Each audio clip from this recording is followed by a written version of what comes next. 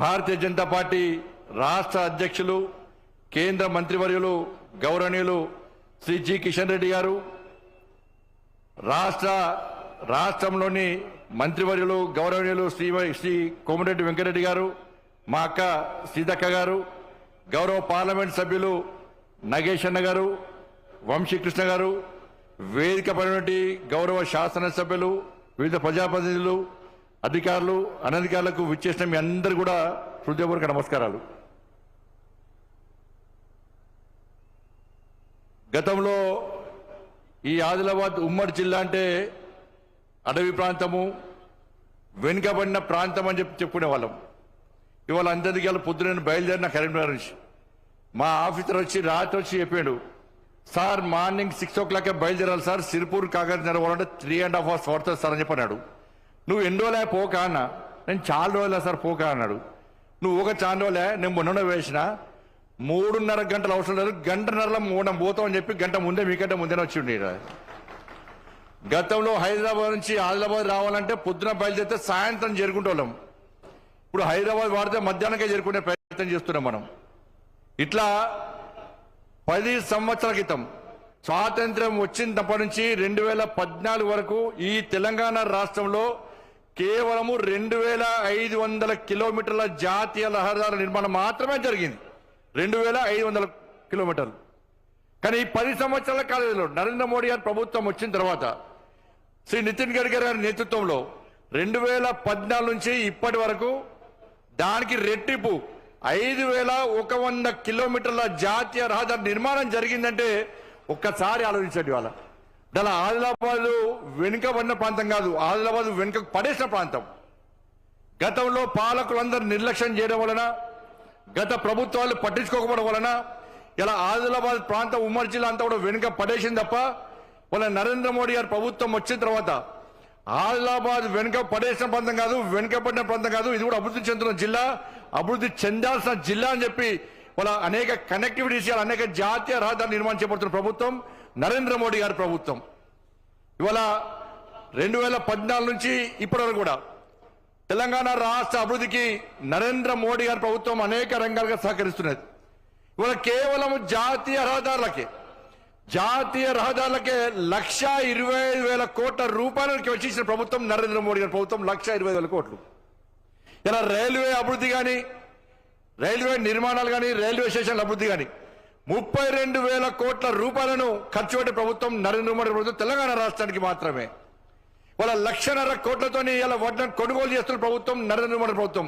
ఇట్లా చెప్పుకుంటూ పోతే ఈ 10 సంవత్సరాల కాల వ్యవధిలో తెలంగాణ రాష్ట్రానికి నరేంద్ర మోడీ గారి ప్రభుత్వం ఖర్చు పెట్టింది ఎంత అంటే 12 లక్షల కోట్ల రూపాయల పైగా వాళ్ళ నరేంద్ర మోడీ గారి ప్రభుత్వం తెలంగాణ రాష్ట్ర అభివృద్ధి కోసం, సంక్షేమ పథకాల కోసం ఖర్చు పెట్టిందనే విషయాన్ని మనం గుర్తుంచుకోవాల్సిన అవసరం ఉంది.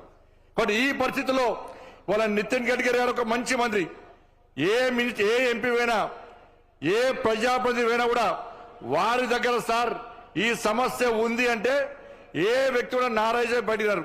ఇప్పటిదాకా వెంకటరెడ్డి గారు అదే చెప్తున్నారు. నేను చాలాసార్లు అయినా నితిన్ గడ్కరీ గారు కలిస్తే తప్పకుండా కలిసి చేద్దాం, మనం తెలంగాణ రాష్ట్రాన్ని అభివృద్ధి చేసుకోవాలని చెప్పి సానుకూల దృక్పథంతో మాకు సహకరించే ప్రయత్నం చేస్తున్నారని చెప్పి ఇప్పుడు కోమటిరెడ్డి వెంకటరెడ్డి గారు ఏడికొని ఎవరైనా పనిచేస్తారు.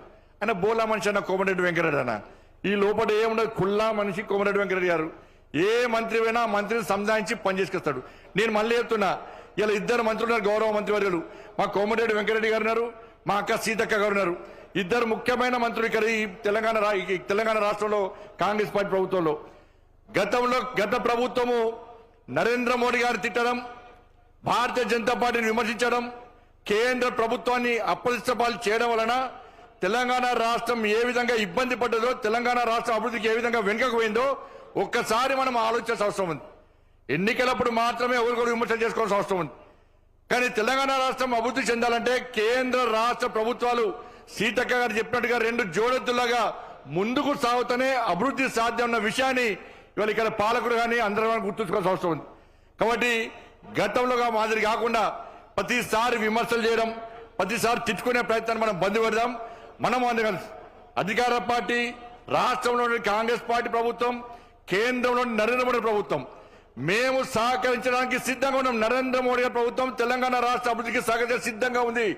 అనేక సందర్భాల్లో నరేంద్ర మోడీ చెప్పారు, ఎస్ ఎన్నికల వరకు మాత్రమే రాజకీయాలు, ఎన్నికల తర్వాత అన్ని రాష్ట్రాలు అభివృద్ధి చెందనే ఒక శక్తివంతమైన భారతదేశ నిర్మాణం సాధ్యమవుతుంది. తల్లి భారత మాతను విశ్వగురుస్థానంలో ప్రతిష్ఠించాలి. 2047 వరకు ఈ భారత్ అఖండ భారత్ గా, అభివృద్ధి చెందిన భారత్ గా అగ్ర దేశాల సరసన చేర్చాలని చెప్పి ఒక విశాల దృక్పథంతో, ఒక అంకురిత దీక్షతో ముందుకు సాగుతున్నటువంటి గొప్ప వ్యక్తి నరేంద్ర మోడీ గారు. కాబట్టి అది అభివృద్ధి సాధ్యం కావాలంటే ఈ దేశంలో ఉన్నటువంటి అన్ని రాష్ట్రాలు, అది బీజేపీ పాలిత రాష్ట్రమా, అది విపక్ష పార్టీ పాలిత రాష్ట్రమా కాదు, అన్ని రాష్ట్రాలు అభివృద్ధి చెందనే ఈ దేశం అభివృద్ధి చెందుతున్న విశ్వాసం, నమ్మకంతోని నరేంద్ర మోడీ గారి ప్రభుత్వం ఉంది. కాబట్టి ఈ తెలంగాణ రాష్ట్ర అభివృద్ధికి సహకరిస్తున్నాం, ఇంకా సహకరించి సిద్ధంగా ఉన్నాం.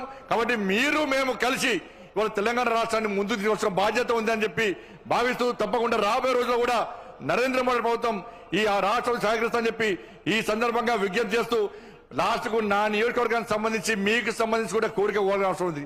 మా వెంకటరెడ్డి గారిని కోరుతున్నాను, దయచేసి వెంకటరెడ్డి గారు, వెంకన్న అన్న, ఇప్పుడే నితిన్ గడ్కరీ గారు ప్రామిస్ చేసిన ఒకటి, హైదరాబాద్ మంచి రాజీవ్ రహదారి ఉండే, అది నాగపాము లేకున్నది, ఎటు తెలియదు, అది క్వాలిటీ లేకుండా పనులు చేసారు. దాన్ని గత ప్రభుత్వం కూడా, గత పాలకులు కూడా ఇది క్వాలిటీ లేకుండా పనిచేస్తున్నారని చెప్పి శాసనసభ కమిటీలు వేసారు, విచారణ కమిటీలు వేసారు. ఆ విచారణ కమిటీ తెలియదు, క్వాలిటీ లేకుండా పనిచేశారు.